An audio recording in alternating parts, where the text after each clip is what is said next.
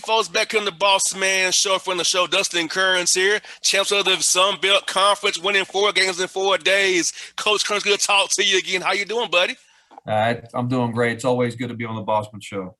Coach Kerns, tell us about it, man. Hey, you had a tough stretch there, man, before going to Pensacola, Florida, man, and tell us about the journey, man. You guys really persevered down there, got close wins in all 4 games, man. Tell us about your team, man, how they performed, knowing what you had gone through prior to this tournament getting started down there. Well, I remember being on your show. We think we were 12-5, and then we went down to Troy, and then we went on pause for a couple of weeks. And I don't recommend that in basketball, taking 2 weeks off. But it also just shows the strength of the Sun Belt. It's a tremendous conference, and so you can lose 5 in a row in this Sun Belt pretty easily. It's a really good league, and so but we got back. We knew what we were capable of, and we went down there and just focused on the first game and got it, and then momentum kept us and kept going. You got that right. And, Coach, what I loved about it was that your guys, man, 2 of your young men, Michael, man, his career high against Georgia State, who you and I both know very well is a tough team. And you beat those guys several times this year. So, Coach, does a great job. Tell us about that game and knowing, hey, Georgia State's been tough in this conference for years. And your guy, Michael, scored 32 points, 6 3-pointers in the biggest game of the year for your team. Which was a way to punctuate the journey you all had to the Sun Belt, which was tough, but you got the job done with it. And tell us about, Michael, what you guys did against Georgia State on that championship game, man, winning about 7 points there. Well, Omonesi is a kid that was playing Division II basketball last year, in southern New Hampshire. And so what a cool story. When Bobby Crimmins, the former Georgia Tech coach, was the head coach at App State, he went up to New York and got a couple kids, Daryl Robinson and things, and were just really, really legendary players here at App State.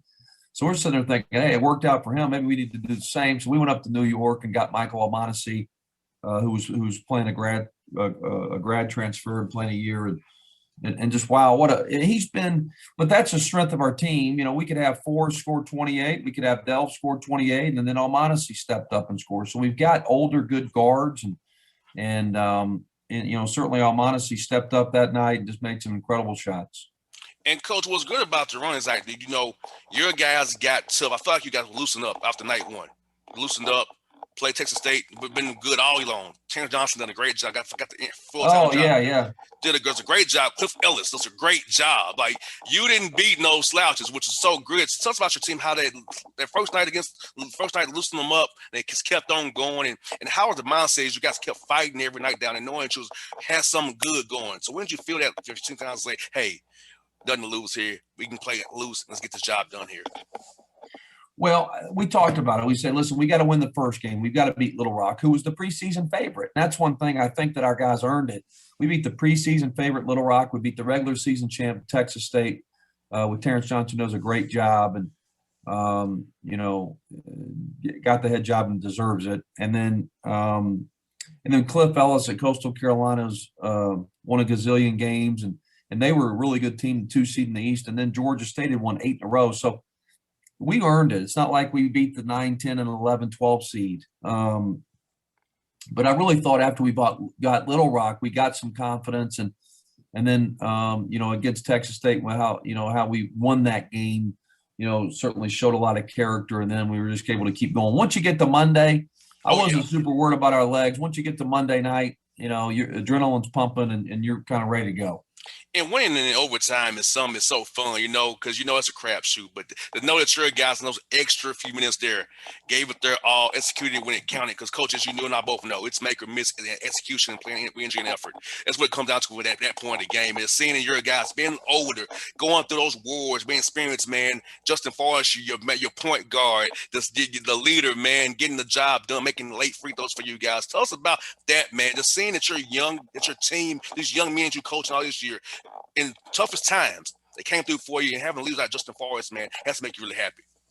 Oh, absolutely. And I think that, in the process of becoming a great team, when you've got adversity and challenges, it can bring you closer, right? And so, those things can bring you closer. And so when we had those adverse, challenging moments against Texas State and Coastal Carolina, we were just so connected by all the other challenges from COVID or whatever it may be that we were able to overcome it. And that's so great, coach. Because I mean, this year, man, knowing that you got had a get cover that pause, man, losing streak, but guess what you did? You didn't give up. Your team could have tapped out and quit. They never did that. They persevered, buckled down. You got a late win there, so you was ready to rock and roll. So for this, knowing what we did deal with this past year, coach, I feel like this win for you guys gonna last for a lifetime because on the hardest year ever, we, App State, Boone, North Carolina, we got the job done. Yeah, you know what? You're right, and I talked about it from back in August with our team. Like we got a choice to make. We can either embrace all these challenges, or waste it. I think some teams are just going all this testing and all these protocols, and we haven't been in our locker room in a while. We've been doing film stuff and everything in the classroom. Like it can get exhausting, and so it's easy to just kind of waste it. I get this year back anyway. No, let's embrace it. Let's embrace it. And I think that once you get through it, this year, in more ways than more, will be like a badge of honor.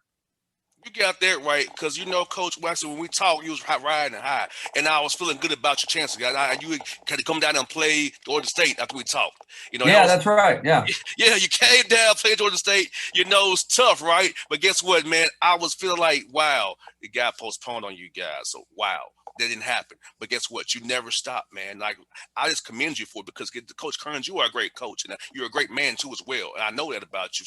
Watch you from afar, man. So you're I got a good coaching staff. I appreciate yes, you that. do. I got a good coaching staff, and I got a lot of good people around me, man. I'm just a small part of it. But your players, though, watching the game, here in Atlanta, watching the game against Georgia State, they made a run at you. But your guys didn't fold and crack. They stayed the course. They took the punch and kept on going. That's why I love about your team. It was really connected. It was really together. And they was paying attention to you closely. They wasn't just zoning out. They didn't lose the focus of the matter. That you all, your staff, everybody was engaged. And I would look at them on benches. If I see people engaged, I know they're going to win the game. They was making a run at you. They didn't stop, man. Even though they was making shots and making it close, but I knew. I said, hey, App got this tonight. It's their night. And I can see the calm on your guys, for Michael going crazy, Dustin doing his thing, making late free throws, man. So I just saw it, Coach. Just watching you guys, I knew it because I saw what you guys had done in your teams together and that win mentality. It was one App State at that point, and that night against Georgia State there. Well, you're right. We got some tough guys, and we got some guys out there that just were not going to let us lose. They were pouring everything they had into it, and I just think that says a lot about their character. Yes. I think that we've got some great young men in our locker room. We've got truly a good team, but we've just got some really good kids from some really good families that certainly we're proud of. And Coach also tells you this for my listeners out here: you all got better day by day, game by game, because guess what? Every day you wake up to go to the gym and get better. And you was playing games, but you was getting better. You tough things out and still got the job done and getting better. And now, hey, 21 years since you guys been to the big dance, man. 2000, I was 13 years old then. Wow, I'm young. I was young then. 13 years old then in 2000, man. 21 years you back. How's it feel, man? They bring this great university in Boone there back to the dance after 21 years of not being there. Well, I think it's great for our university. It's great for our community. This is a great area, and I hope it really exposes more and more, people to know what a great area this is in Boone and Bowling Rock, and we got a great place up there. And then App State, I think hopefully we'll have more and more enrollment. We're at 20,000 students now, but more people look at our university. This is a great place and full of great people.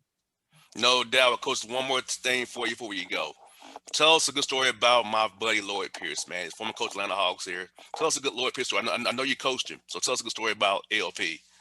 Well, I didn't coach him, but I coached at Santa Clara, and he was a former player at Santa Clara. And so when I came in as a coaching staff, obviously you're trying to connect with former players and things like that. And he was there, and he was very instrumental in trying to help us be successful. And I just thought, listen, Lloyd is a great guy. He's a great friend, and he's a great coach. You don't get selected to be on the Olympic staff, but he's so respected. From LeBron James to whatever, like everybody loves Lloyd Pierce. I think he's a great guy, and I think he's a great coach. And I'm looking forward to his next chapter because he will be a head coach again, and he will be very successful. He was part of the process at Philadelphia. He was doing the same thing. He's on the same path in Atlanta, and I think most importantly, he's a phenomenal person.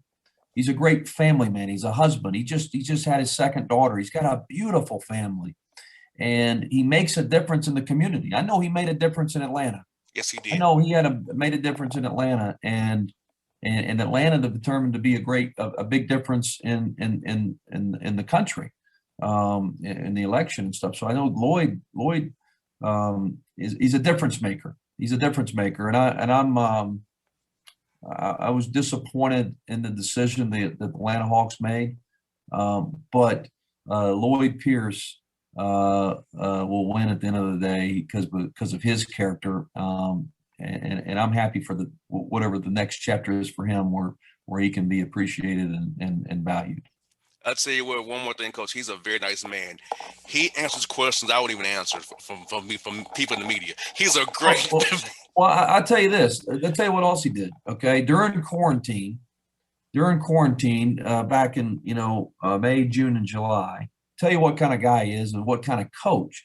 As a coach, are you impacting other people? Right. It's not about designing a play or a defense. Are you impacting other people? Tell you what kind of guy Lloyd Pierce is.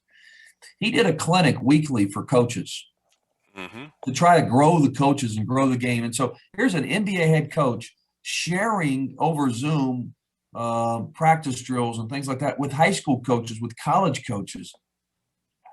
It was the only coach NBA, maybe others did it. I don't know of any, but it just says so much about him that he cares about, developing people and sharing. And that was one of the highlights of my quarantine, was that weekly Atlanta Hawks, chalk talk session with coaches. I learned a lot from that. And, he had Jay Wright from Villanova zoom in because they're assistants together on the Olympic team. They're very well respected. What he's done in the community, what he's done for coaches. Lloyd Pierce will be a head coach again one day, and he'll be very successful.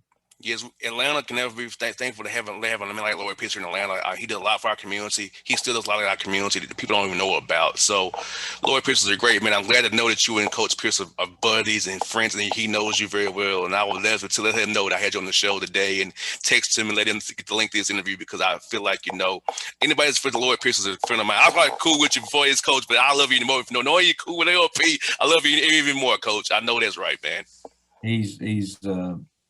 He's great. Like I said, as a young coach going out to Santa Clara, most coaches would have, hey, you guys just, figured out. He was so proud and prideful of his alma mater that he wanted to see his alma mater be successful. And so during that transition, the fact that we were able to develop a relationship spoke even more about him. And so I've always had great respect for him as a coach, a teacher, but most importantly, a person. You got there. Coach Kerns, I'll be cheering for you guys on Selection Sunday. Hope you get a great matchup. Hope to see you guys win and make a run there, Coach. Hope to talk to you next week when you're going Sweet 16, man, hopefully. Okay? Let's do it. It's always great to be on the Bossman Show. I appreciate your time. Anytime, Coach Kerns. You be blessed, buddy. Take care. All right now.